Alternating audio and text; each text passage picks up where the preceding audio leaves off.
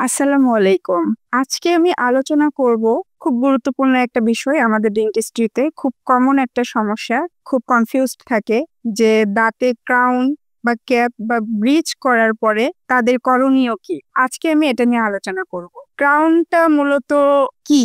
Crown হচ্ছে আমাদের দাঁতের উপরে আমরা যে রুট ক্যানেল করার পরে বা দাঁতের উপরে যে ক্যাপটা পরাই সেটাকেই আসলে ক্রাউন বা ক্যাপ বলি। আর ব্রিজ বলি কয়েকটা দাঁতের একসঙ্গে যখন ক্যাপ করানো হয় ওইটাকে ব্রিজ বলা হয়। ক্রাউন বিভিন্ন ধরনের হয়ে থাকে, যেমন all porcelain crown, porcelain fuse to metal crown, full metal crown, stainless steel crown, resin crown, gold crown, বিভিন্ন ধরনের জিরকোনিয়া ক্রাউন। ক্রাউন অনেক ধরনের হয়ে থাকে। এখন ক্রাউন করার পরে পেশেন্টের করণীয় কি? ক্রাউন করার পরে দেখা যায় পেশেন্টরা বুঝতে পারে না যে তারা কিভাবে কি করবে। অনেক সময় ক্রাউন করার পরই পেশেন্টরা খাওয়া শুরু করে, কিন্তু না, ক্রাউনের পরে 30 মিনিট থেকে 1 ঘন্টা কিছু খাওয়া যাবে না, এমনকি পানিও খাওয়া যাবে না। আমরা যে ম্যাটেরিয়াল দিয়ে ক্রাউনটা করি সেটা সেট হইতে কিছু সময় লাগে। এই জন্য ক্রাউনটা করার পরে 30 মিনিট বা 1 ঘন্টা কিছু খাওয়া যাবে না।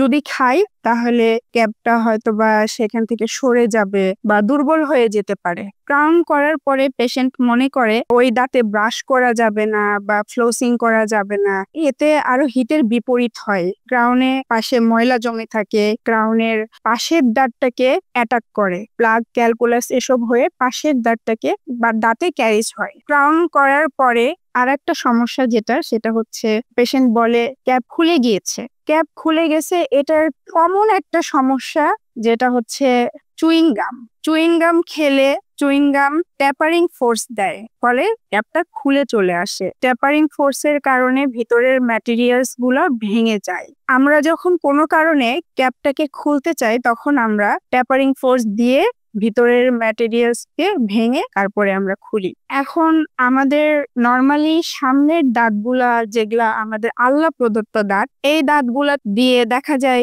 আখ বা পেয়ারা, আপেল এসব কামড় দেই। এসব কামড় দেওয়া ঠিক না। এসব কামড় দিলে দাঁত, নর্মাল দাঁতগুলোই ভেঙে যায়। আর ক্যাপ করা দাঁত সেটা তো দেওয়াই যাবে না।